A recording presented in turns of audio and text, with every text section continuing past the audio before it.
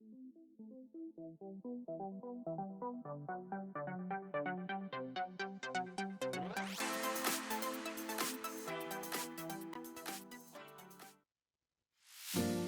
mini enthusiasts, how are you doing? Welcome back to part 35 of the Project Kit build. We're getting straight into it here, so little explanation.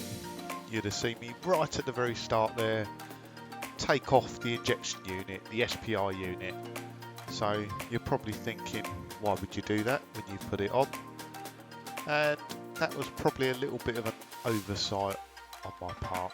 Well, not really an oversight, I just kind of didn't think about it as we were putting it together. So the original manifold that come with the car, the coolant pipes into the bottom of it were pretty badly corroded and they wouldn't have held water.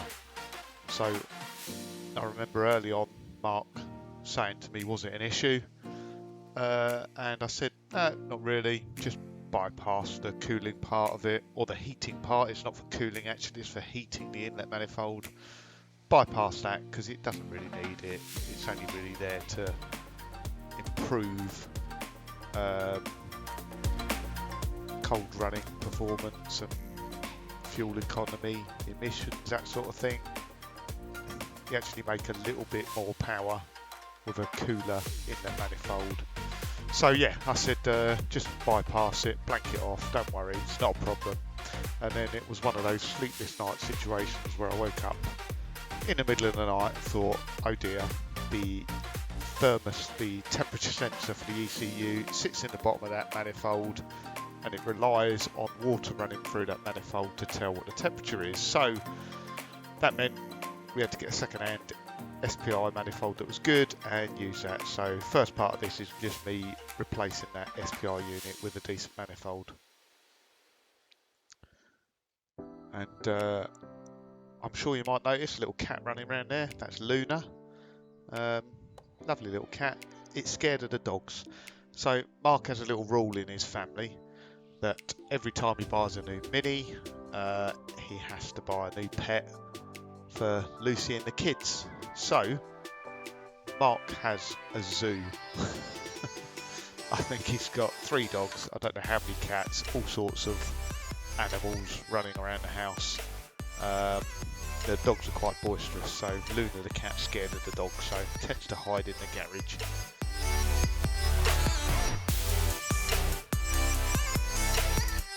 So interestingly, my wife speaks to Lucy and she wants another pug.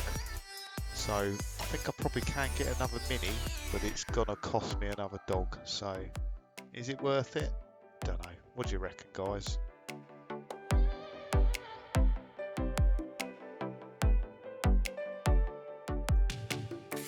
So that's the inlet manifold done. Mark is round the back, fitting the fuel pump, the fuel tank in. So the fuel tank has kind of been refurbished with new components, so it's been flushed out. It's got a new fuel pump in it, new fuel tank sender unit, and I'm just round the front now. Remember from the last update we had to run an extra wire around for the inhibitor switch, so Mark done that while I was away. I'm just connecting that up now and just making all the wiring nice and neat. Then just with a multimeter making sure everything does what it's meant to do. Little impromptu visit there from Steve, one of the subscribers, so kind of getting regular visits from Steve now. So hiya Steve, thanks for dropping in, thanks for watching as well.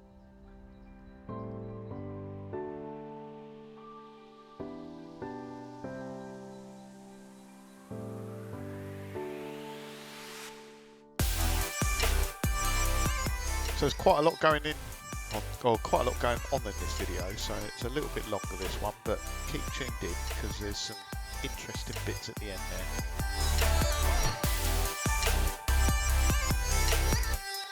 And as I mentioned before, this is a family build, so Lucy getting involved there, just helping Mark out with some difficult to get to heater pipes that run through the bulkhead there. So you might have seen on the photos in previous videos, it's got a lot of DSN anodised components down that side, and a second engine steady.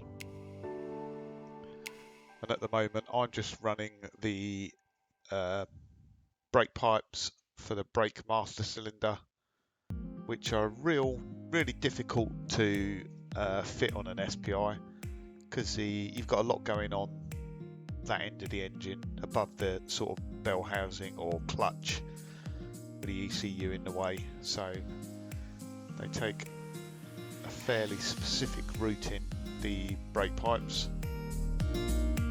So Lucy just popped back in then to check on progress. Remember, this is her car, and asks how far are we off getting the engine running. Well, not very far at all, so good timing, Lucy. So just priming the fuel system here before we attempt to start it, just making sure there's fuel at the SPI unit, which there is. And as with any engine start, it's always nice when it goes first time. So here we go.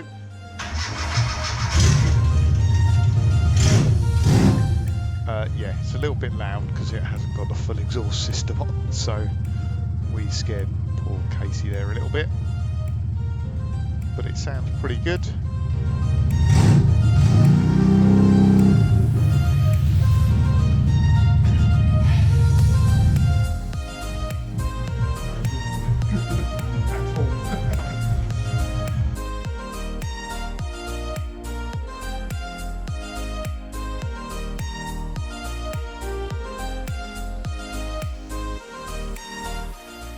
Now I'm just continuing on with those brake pipes and brake master cylinder, just getting it all fitted up nicely.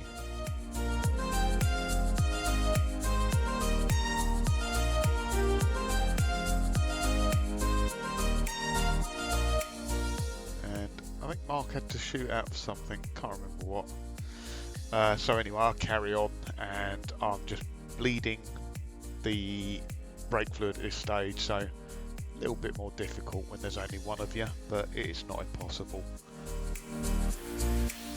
So I can never remember which way to do it. It always works one way or the other, whether you start from the brake pipe furthest away or closest to, but I don't know, it's probably easier to do it one way round, but yeah, I can never remember. I just start whichever one is most convenient.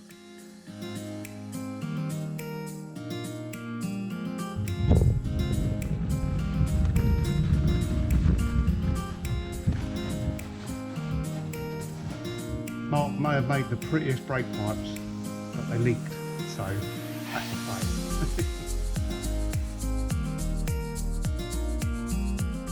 So yeah, unfortunately, Mark's brake pipe leaked. Some would say poor workmanship, but I'll let him off. Not done many brake pipes. That was it. I remember why Mark shot out now. He had to pick up some coolant for the car, so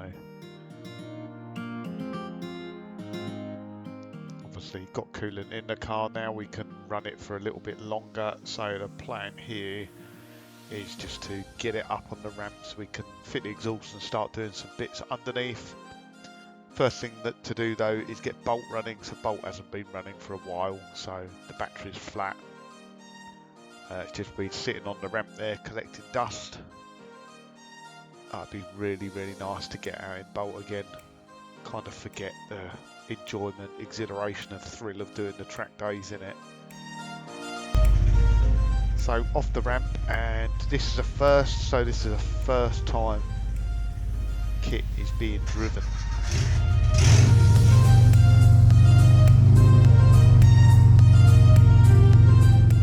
Thankfully, it did drive, it drove okay, so that's good news again.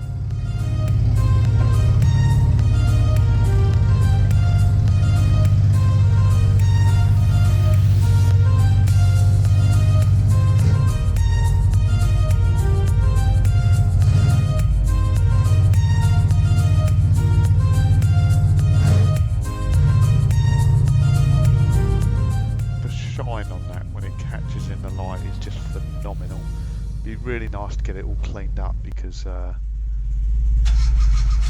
as it is at the moment, it's kind of covered in dust again, so you forget how good it was.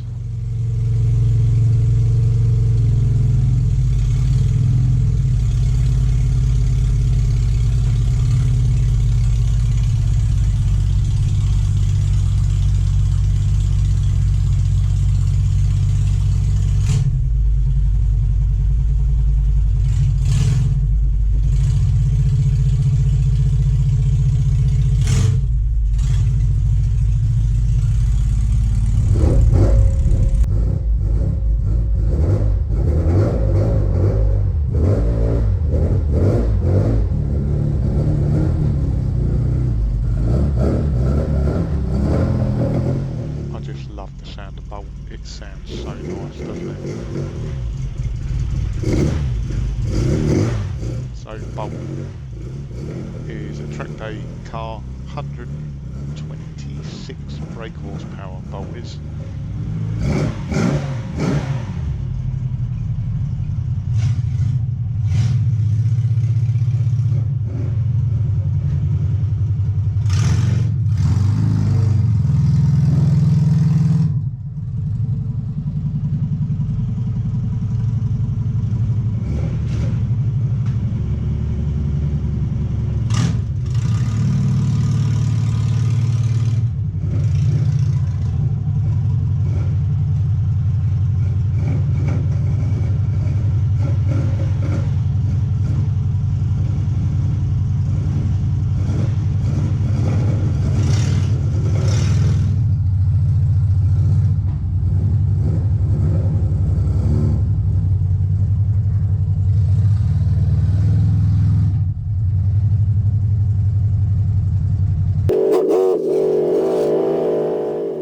Nice to see both these cars driving around actually, because they've both been saved really, both those cars, Bolt and KITT. The shells on them were probably pretty much destined for the scrapyard, so it's nice to know we've saved 2 minis. So they're not brand new shells, they're completely sort of restored with new panels. And yeah, it's just keeping 2 original mini shells on the road, preserving a bit of mini history.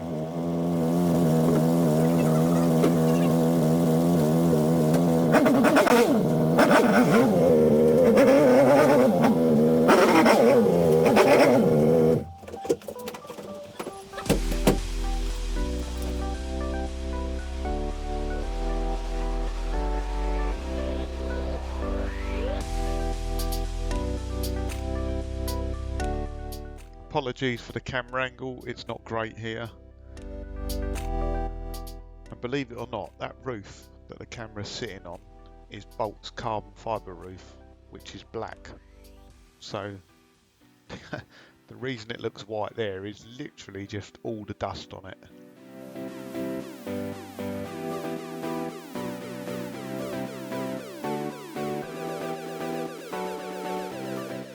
So I just move on now to fitting the exhaust underneath the car, and not sure if we show the exhaust actually. So it's a Maniflow exhaust system. It's a LCB manifold, and that's going into a twin box system, so a resonator and a back box with a centre exit back box. And it's a huge oval back box. I'm sure you'll see later on.